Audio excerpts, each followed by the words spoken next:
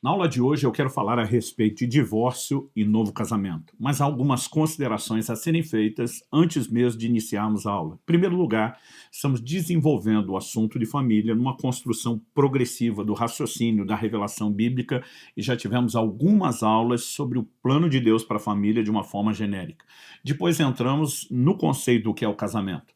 Depois definimos o casamento como uma aliança matrimonial. O casamento é uma aliança não só dos cônjuges entre si, mas de ambos para com Deus. Muitas pessoas querem discutir o assunto do divórcio e o novo casamento sem sequer entender o que é o casamento, né? Sem sequer entender o que é a aliança, ou mesmo entender qual é o plano de Deus para a família. E isso acaba impedindo as pessoas de terem a visão completa e abrangente que deveriam. Ainda assim, mesmo construindo isso em pedaços, estamos aqui trazendo um resumo dos fundamentos doutrinários. Obviamente, não temos tempo e nem a intenção de esgotar o assunto. Normalmente eu digo às pessoas, para aqueles que querem estudar a doutrina, né, com um pouquinho mais de profundidade, então eu recomendo a leitura do livro que escrevi, O Propósito da Família. Lá eu dediquei vários capítulos construindo a visão do que é o casamento, antes de abordar, né, as questões de divórcio e novo casamento. Ainda assim, o propósito de um vídeo como esse não é substituir um aconselhamento pastoral, por exemplo. Portanto, se você tem dúvidas sobre como aplicar isso na sua vida, você deve seguir o mesmo padrão bíblico. Malaquias capítulo 2 diz lá no verso 7 que os lábios do sacerdote devem guardar o conhecimento e da sua boca devem os homens procurar a instrução, porque é mensageiro do Senhor dos Exércitos. Aconselhamento, né, pastoral se faz dentro do contexto da igreja local. Eu não aconselho as pessoas virtualmente, eu não tenho tempo para responder perguntas nos comentários e seria insensato tentar aconselhar dessa forma, né? Então, o meu conselho a você, se tem dúvidas de aplicação prática, que faça no contexto da sua igreja. Se você não tem, deveria procurar uma, porque, como temos falado em outras aulas, nós necessitamos viver na comunidade dos santos e estar debaixo de cuidado. Dito isso, eu quero passar ao assunto e eu quero começar lendo a primeira carta de Paulo aos Coríntios, capítulo 7, versículos 10 e 11. O apóstolo diz assim: aos casados ordeno não eu, mas o Senhor, que a mulher não se separe do marido. Mas, se ela se separar, que não se case de novo, ou que se reconcilie com seu marido, e que o marido não se divorcie da sua esposa. Então, em primeiro lugar, Paulo está dizendo, aos casados ordeno não eu, mas o Senhor, ordem do Senhor. Não é uma teoria, não é uma sugestão, não é um conselho, ordenança. Então, quando falamos daqueles que abraçam a fé e são guiados e dirigidos pela palavra de Deus, nós precisamos ser norteados por esses fundamentos. Então, a primeira coisa que Paulo faz, né, é dizer que não se separe, nem a mulher do marido, nem o marido divorcie da sua esposa. Plano básico de Deus, que o divórcio não seja necessário. Agora, ele chega ao ponto de dizer, se separar, que não se case de novo ou que se reconcilie. Então, em casos de divórcio, a segunda opção prioritária seria não partir para um novo casamento e ainda assim tentar reconciliação. Então, quando falamos de novo casamento, ele é uma situação muito específica, muito extrema, vamos dizer assim, que esgotam as outras opções. Estou dizendo isso porque alguns já vêm atrás do vídeo querendo direto saber se pode casar de novo, porque estão procurando já pular para a última etapa, que não é a recomendável. Então, também quero fazer uma distinção entre divórcio e novo casamento.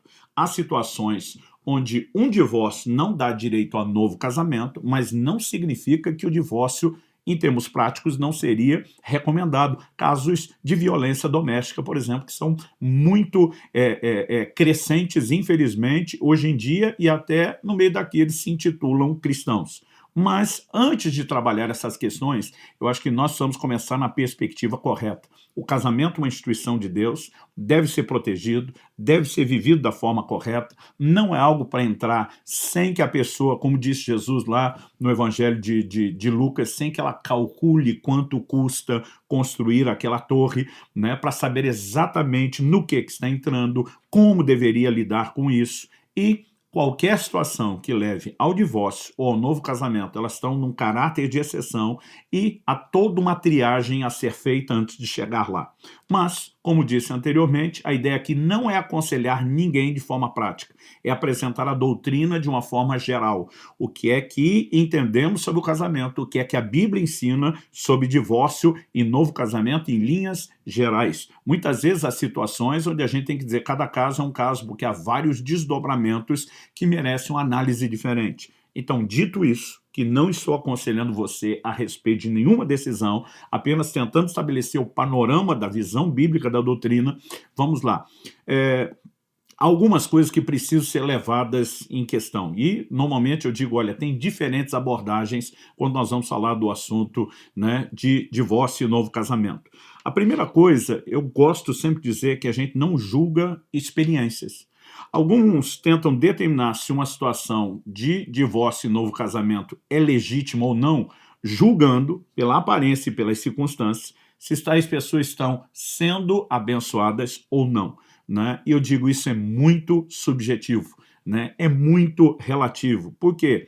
Encontramos pessoas na Bíblia que, como Jó, a julgar pelas aparências, de acordo com seus amigos, havia pecado terrivelmente contra Deus, e nós sabemos que isso não era verdade. Aliás, eles acreditam que ele estava recebendo castigos, ou seja, não estava sendo abençoado. Por outro lado, 1 Timóteo capítulo 5, verso 24, né, mostra que há juiz imediato e juiz não imediato. Há pessoas que estão errando hoje e que serão julgadas posteriormente, não agora. Então você não pode olhar para a vida da pessoa para tentar decidir se ela está certa ou errada a partir das circunstâncias, né? Normalmente, a gente parte de qual premissa? O que é que Deus diz? E ponto final. Então, o que é que a palavra de Deus fala? Esse é o nosso ponto de análise. Então, eu quero inicialmente dividir a exposição do assunto de divórcio e novo casamento dentro de dois focos diferentes. Isso também é importante já de cara no começo. Aqueles que já se renderam ao senhorio de Cristo, passaram pela conversão, pelo novo nascimento, depois de terem passado por um divórcio e novo casamento, e aqueles que passaram pelo divórcio ou novo casamento depois de terem se convertido ou rendido ao senhorio de Cristo, porque são situações que nós não podemos dizer que estão no mesmo patamar, né? O Evangelho de Lucas, no capítulo 12, nos versos 47 e 48, nós vemos que cada um será julgado de acordo com a luz, com o conhecimento que tem, né? Então, o Senhor Jesus fala de um que não conheceu a vontade do seu Senhor e será julgado com poucos açoites. E o outro servo que também não fez a vontade do seu Senhor, mas que a conheceu, e ele vai ser julgado com mais açoites. Ou seja, haverá julgamento para quem não fez a vontade do seu Senhor. Se conhecia ou não, não deixará de ser julgado. Se não conhecia, deveria ter conhecido a vontade do seu Senhor. Mas aquele que conhecia e deliberadamente não fez, será julgado numa medida diferente. Então, quando partimos da ideia do conhecimento, né, nós precisamos entender que a palavra de Deus fala algo a respeito da condição daqueles que não haviam se convertido ainda. Em Atos, no capítulo 17, no verso 30, o apóstolo Paulo diz que Deus não leva em conta os tempos da ignorância, mas manda que agora todos, em todo lugar, se arrependam. Então isso não significa que o que foi feito no tempo da ignorância não era pecado, porque senão não haveria um chamado ao arrependimento se não fosse considerado pecado. Mas a expressão Deus não leva em conta os tempos de ignorância e manda se arrepender agora, fala, obviamente, né, de um momento onde, através da entrada do Evangelho, né, da mensagem do Evangelho, todo o processo começa por meio do arrependimento.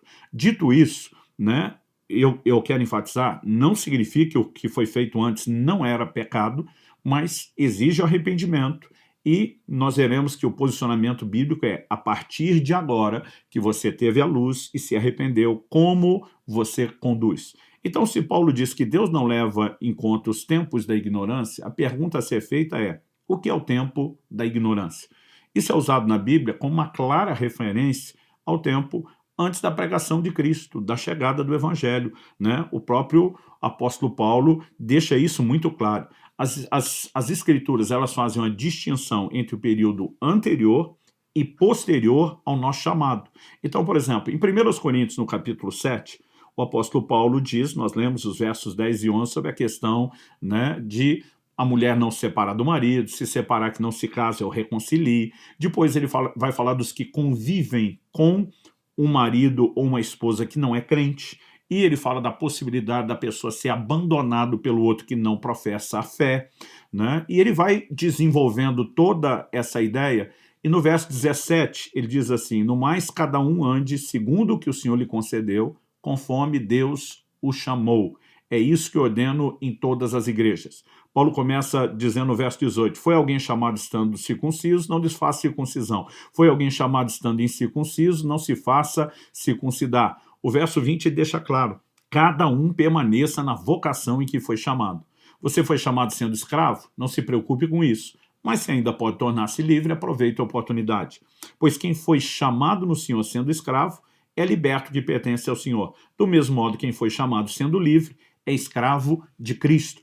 E essa ideia, verso 24, é repetido. Irmãos, cada um permaneça diante de Deus na condição em que foi chamado. Isso nos leva a entender que uma pessoa que se converteu, né, inclusive estando num novo casamento, que se fosse um cristão jamais aconselharíamos que fizesse, não tem que necessariamente entrar naquilo, né, que alguns classificariam de descasamento, desfazer o casamento. Então, é importante que a gente consiga fazer essa distinção. Agora, se alguém se converteu ao Senhor no segundo, no terceiro, no quarto casamento, nunca ensinamos essa pessoa a simplesmente desfazer esse matrimônio. Mas a gente ensina essa pessoa a se arrepender, a gente ensina a reparar. Agora, que tipo de ignorância é esse? Né? Eu acredito que a gente tem que abordar isso um pouco melhor, porque vejo muitos cristãos tentando apelar para a ignorância, porque dizem, não, mas eu não sabia direito como eram as coisas. Né? Então, a minha pergunta é, essa ignorância é mera questão do nível de informação que você tem? Né? Até porque tem muita gente que antes de se converter, por conta de uma criação dentro do catolicismo, já sabia muito bem que não deveria casar para descasar. Né? Agora, a pergunta é o nível de informação que a pessoa tem? Não. Quando olhamos para as declarações, o próprio Paulo, quando menciona sua própria ignorância em 1 Timóteo 1,13, ele está falando do tempo antes da conversão, porque o cara tinha um conhecimento bíblico profundo. Então, nós não podemos dizer que a ignorância era não saber o que a Bíblia diz, era não ter a clareza, a luz de revelação. Né? Então, você olha Atos 22:3, Gálatas 1:14, Filipenses 3:8, todas são afirmações que Paulo fala do conhecimento da palavra de Deus. Então, ignorância não tem a ver com o conhecimento racional que alguém possa ter a respeito do assunto, mas é a revelação da palavra por obra do Espírito Santo que conduz à conversão. Então, a gente trata dessa questão da ignorância como sendo antes da conversão e a partir da conversão como sendo o momento onde ela tem luz e exposição à palavra. Né? Não existe um medidor de alta tecnologia espiritual que você bota no pescoço de alguém para saber qual era o nível de ignorância que a pessoa tinha. Então, a gente parte do pressuposto que se refere ao período anterior à conversão. Então, muitas vezes lidamos com pessoas que já se converteram no novo casamento, os chamamos a um lugar de arrependimento e não tratamos isso com a mesma medida que trataríamos com, por exemplo, de um cristão que, conhecendo a verdade, deliberadamente vai contra a ordem do Senhor, né, rompe uma relação matrimonial anterior, entra numa nova relação sem ter direito a ela, e muitas dessas pessoas estão permanecendo numa condição de adultério, o que espiritualmente é muito sério e delicado. Então, antes de seguirmos, eu quero destacar aqui, comecei falando das abordagens diferentes, do tempo da ignorância, e agora eu quero abordar aqui a revelação do casamento para o nosso tempo. Né? Digo isso porque você tem um período durante a lei de Moisés onde o casamento, ainda que não fosse aquilo que expressasse o coração de Deus, porque por meio de Malaquias o Senhor diz, eu, o Senhor, odeio o divórcio, né? Ainda assim ele foi regulamentado pela lei e poderia ser praticado. Mas como eu e você não estamos vivendo debaixo da lei, estamos, na verdade, debaixo de uma nova lei, o apóstolo Paulo chama ela de a lei de Cristo, nós precisamos entender, obviamente, o que é que nosso Senhor ensinou a respeito do assunto. Então, em Mateus, no capítulo 19, nós lemos a partir do verso 3. Alguns fariseus se aproximaram de Jesus e, testando, perguntaram, é lícito ao homem repudiar a sua mulher por qualquer motivo? Observe que a pergunta era, qualquer motivo. Ninguém estava discutindo se era lícito o repúdio ou o divórcio, porque isso a lei de Moisés permitia. A discussão era o motivo. Verso 4, Jesus respondeu, Vocês não leram que o Criador desde o princípio os fez homem e mulher, e que diz, por isso deixará o homem seu pai e sua mãe, se unirá à sua mulher, tornando-se os dois uma só carne, de modo que já não são mais dois, porém uma só carne. Portanto, que ninguém separe o que Deus ajuntou. Então Jesus traz um posicionamento diferente da lei de Moisés. Verso 7 diz, os fariseus perguntaram, então por que Moisés ordenou dar uma carta de divórcio e repudiar sua mulher? Jesus respondeu, foi por causa da dureza do coração de vocês que Moisés permitiu que vocês repudiassem a mulher, mas não foi assim desde o princípio. Deus está dizendo, antes de Moisés não era assim, a revelação inicial de Deus para o casamento não era essa, e Jesus está deixando claro, não será assim a partir de agora. Olha o que ele diz, eu, porém, lhes digo. Aliás, várias vezes você vai ver Jesus dizendo, ouviste o que foi dito aos antigos, lei de Moisés. Eu, porém, vos digo, a nova lei. Inclusive, temos dois episódios, 2 aulas do Fundamentos Doutrinários só falando a respeito de mudança de lei. Eu, porém, lhes digo, quem repudiar sua mulher, não sendo por causa de relações sexuais ilícitas, e casar com outra, comete adultério. Os discípulos de Jesus disseram, se essa é a situação do homem em relação à sua mulher, não convém casar.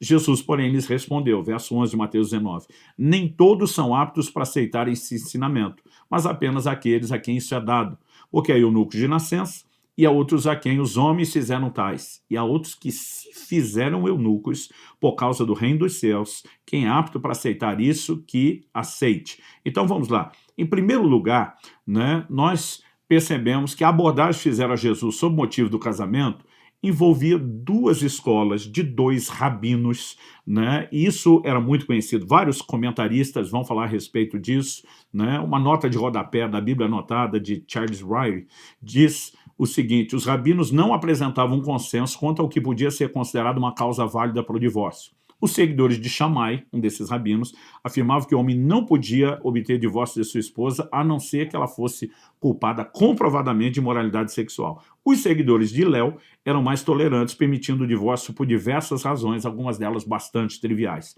Eles vêm para discutir quem está certo sobre qual é a condição do divórcio. Eles nem imaginavam que Jesus falaria contra o divórcio, deixando uma única exceção para isso. Então, eu já vi pessoas tentando limitar o ensino de Jesus como se fosse uma mera resposta aos judeus. Mas a verdade é que Jesus não veio resolver os debates dos judeus. Ele veio ensinar valores que seriam levados à igreja dos gentios. Né? Na grande comissão ele diz, façam discípulos das nações, gentios, ensine eles a guardar tudo o que eu vos tenho ordenado. Né? A própria expressão que eu mencionei, ouviste o que foi dito aos antigos, reconhece o que a lei de Moisés dizia, mas eu, porém, vos digo, é a lei de Cristo para nós, para a nova aliança. O que o apóstolo Paulo vai chamar de isso ordena o Senhor e não eu. Então, Jesus, na verdade, ele começa dizendo, não foi assim desde o princípio. Ele diz o que Moisés deu quando introduziu o divórcio foi uma exceção. Qual era o motivo da exceção? Ele diz a dureza do vosso coração. Então, o que eu e você precisamos entender é que no Antigo Testamento, na Antiga Aliança, não existia novo nascimento. Essa é uma experiência exclusiva da nova aliança. Aliás, se referindo à nova aliança, Deus diz, eu vou tirar de vocês o coração de pedra, duro, e vou dar a vocês um coração de carne. Então, Jesus está dizendo, essa é a exceção, onde a reconciliação, o perdão, os consertos eram inevitáveis por um problema de natureza. Essa exceção foi só para a lei de Moisés, com a proposta do novo coração. O que eu e você precisamos entender que Deus está dizendo, nós podemos viver intervenções divinas, sobrenaturais, nós podemos viver concertos relacionais que antes não eram possíveis. Então, o divórcio não é uma opção ao casamento. Né? É lógico que há exceções, mas o padrão é tá difícil, desiste. Né? As pessoas elas têm muita dificuldade de lidar com problemas hoje em dia, mais do que nunca. Uma vez perguntaram ao senhor, como é que o senhor chegou aos 50 anos de casado? Ele falou, sou de uma época que quando as coisas quebravam, a gente consertava, não jogava fora. Né? A mentalidade não era de descarte. E hoje em dia, cada vez mais a gente vê isso. A pessoa tem problema com o vizinho, muda de casa. Tem problema de emprego, muda de trabalho. Tem problema na igreja, muda de igreja. As pessoas não resolvem seus problemas. Quando elas possam ter problema no casamento, elas querem mudar de cônjuge. Infelizmente, isso não só é contrário à doutrina, como não vai resolver o problema dessas pessoas. Então, precisamos olhar para o divórcio como, de uma forma generalizada, tendo sido permitido durante a lei de Moisés, mas não sendo a opção da nova aliança. Se fosse, nós teríamos uma contradição com a declaração de Paulo, né, que a mulher não se separe do marido, se separar que não case de novo, né, que reconcilie. Então, obviamente, nós precisamos entender essa perspectiva, inclusive da dureza do coração, entender, né, que se formos cristãos genuínos, se aprendemos a oferecer a outra face, se aprendemos a andar a segunda milha, a entregar a túnica junto, né, com a capa, né, se entendemos as bênçãos de ceder, de perdoar, de se deixar ser moldado e trabalhado por Deus, é possível vencer, né, os problemas relacionais. Agora, falando a respeito de divórcio, mesmo quando era permitido na lei de Moisés, eu já mencionei que Deus odiava o divórcio. E Jesus foi taxativo: o que Deus uniu, não separe o homem. Algumas pessoas querem relativizar o que Deus uniu.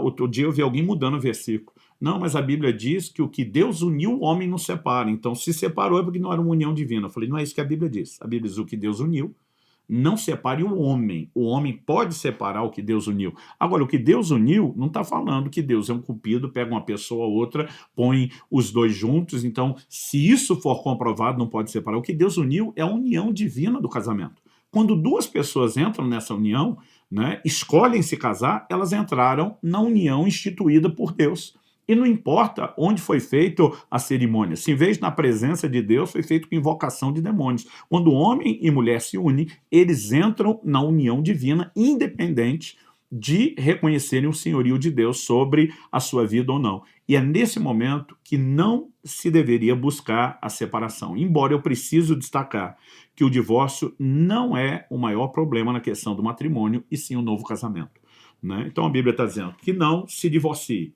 Esse é o plano ideal. Se divorciar, e há momentos que a ordem de não divorcie ela se torna difícil de ser mantida, então mencionei no início, vou falar de novo, casos de violência conjugal. A vida da pessoa está sendo colocada em risco, né? Não há o menor sentido em que ela permaneça num lugar onde a outra pessoa também está violando os mandamentos de Deus. Agora, o que eu e você precisamos entender, que ainda que haja situações como essa, né, onde eu já tive que aconselhar algumas vezes o divórcio, a separação, né? Isso não significa que a pessoa que está se divorciando tenha direito a um novo casamento. Porque nós estamos falando de um filtro. Não divorcie. Se divorciar, que não se case. Quais são as únicas questões onde um novo casamento é permitido?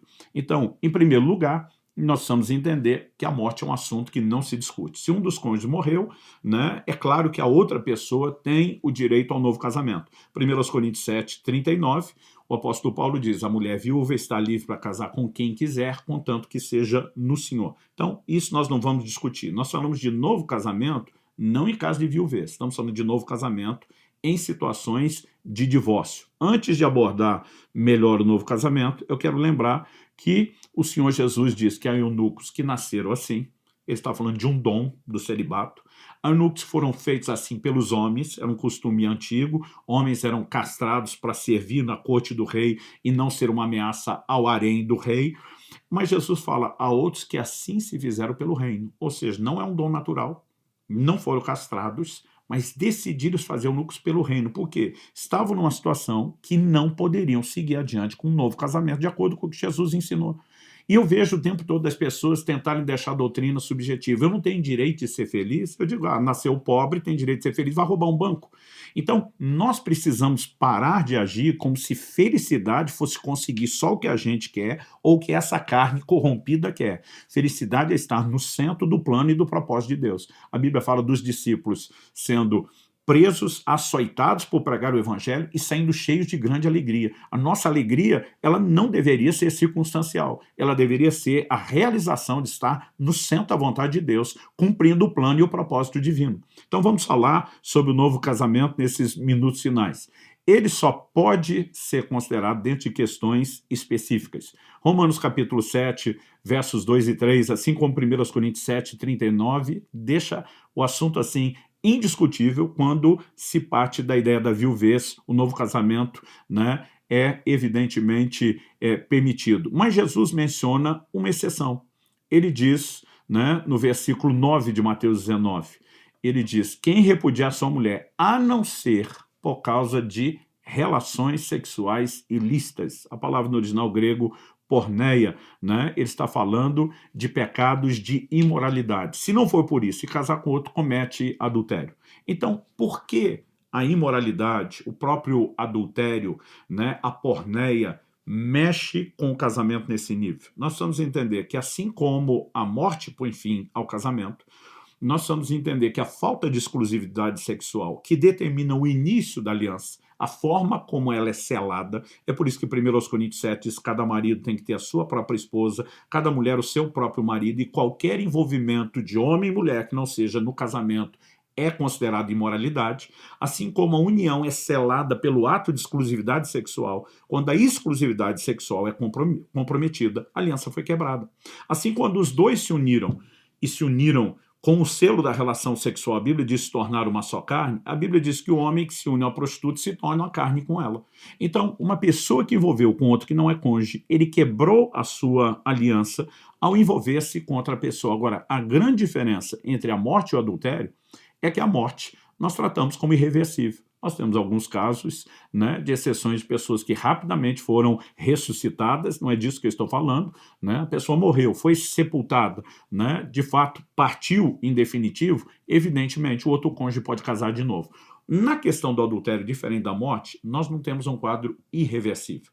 E isso precisa ser entendido, mesmo em situações como essa, não significa que a pessoa que foi vítima do adultério deveria sair correndo para um novo casamento, né? Nós precisamos, de fato, entender que dentro do plano e do propósito de Deus ainda há espaço para perdão, ainda há espaço para restauração. Quando eu olho para as Escrituras, eu vejo Deus trabalhando dentro desse modelo, né? Há alguns grupos que vão para o extremo de dizer, não, o casamento jamais pode ser dissolvido, não importa o que tenha acontecido, não há nada que quebra aliança, nem o adultério. Eu digo, bom, então Jesus falou do que não sabia, ele não falou uma única vez. Antes de falar o que falou em Mateus 19, Jesus já tinha falado a mesma coisa em Mateus no capítulo 5. Eu vejo alguns fazendo um malabarismo, tentando desdizer o que Jesus falou, e não tem como. Nosso Senhor deixou clara a exceção. Agora, qual é o padrão? Quando você olha as declarações do Antigo Testamento, você vai ver em Jeremias, no capítulo 3, por exemplo, Deus dizendo, olha, como a mulher que abandona o seu marido, se prostituiu com muitos homens, assim foram vocês para comigo. Mas Deus está dizendo, volta para mim. Deus está dizendo, eu te ofereço perdão. Ele diz, desde que você se arrependa. Então, se o próprio Deus, numa situação semelhante, está dizendo, eu ofereço perdão e quero restaurar a aliança, e a Bíblia diz que nós temos que amar como Deus ama e nós temos que perdoar como Deus perdoa, eu não consigo olhar para a situação do adultério, que é péssima, nociva, destruidora, machuca terrivelmente, não apenas o matrimônio, mas os cônjuges, e dizer que o caso é irreversível. Nós temos testemunhado muita gente viver restaurações extraordinárias, porque passaram por processos de arrependimento. Então, mesmo uma pessoa que foi vítima do adultério, a gente aconselha, não tome decisões de reconstrução depressa, ofereça tempo, oportunidade de arrependimento, né? Se a pessoa de fato se arrepender, deve-se lutar pela reconciliação, porque Paulo disse, não separe ou que reconcilie, a ordem é essa. Agora, há pessoas que traíram o cônjuge, alguns com múltiplos adultérios, decidem viver com outra pessoa, não se arrependem. Então, em situações como essa, onde não se permitir o conciliar, obviamente nós tratamos o novo casamento como algo possível. Agora, como Paulo dizia, isso digo eu, não senhor, normalmente aconselho as pessoas, não tome nenhuma decisão de construção depressa. Espere alguns anos, até porque não só para dar oportunidade de arrependimento, mas porque você precisa ser curado, precisa ser restaurado por Deus, né? Mesmo que tenha direito de entrar numa nova relação, não deveria entrar emocionalmente arrebentado. Então, assim, há várias razões para que não se tome decisões depressa, e como eu disse, isso não é um aconselhamento pessoal. No Antigo Testamento nós vemos que Deus não desistia da aliança, mas não tratava ela como unilateral. Ele fala, né, em 2 Reis, no capítulo 18, no verso 12, que Israel quebrou a aliança com ele, foi por isso, né, que Deus simplesmente, né, o manda para o cativeiro e basicamente está dizendo, estou me divorciando de você. Agora, havia a possibilidade de restauração. E nós precisamos pregar mais sobre restauração. Precisamos pregar mais para que o divórcio seja evitado. Precisamos pregar mais, mesmo havendo divórcio, separação temporária, que possa haver conserto, conceito, antes de cogitar a banalidade do novo casamento, como muitas pessoas estão tratando. Infelizmente, alguns líderes estão ensinando até de forma errada, pelo seu próprio exemplo, quando decidem se casar de novo, sem estarem na exceção estabelecida por Jesus, né? Algumas pessoas perguntam, mas além da exceção de Jesus, a outra? Jesus diz, a não ser nesse caso. O que o apóstolo Paulo complementa é que quando um cônjuge incrédulo não quer viver com o outro que se converteu, né, ele diz assim, olha, o irmão não está sujeito à escravidão. Mas normalmente quando isso acontece, o cônjuge incrédulo que o abandonou entra numa outra relação e nós acabamos caindo na exceção do adultério. Então normalmente a gente nem discute tanto isso como um elemento à parte. Isso é apenas um panorama não detalhado, não profundo, do que a doutrina bíblica a respeito do divórcio e do novo casamento. Novo casamento em caso de viuvez, tranquilo,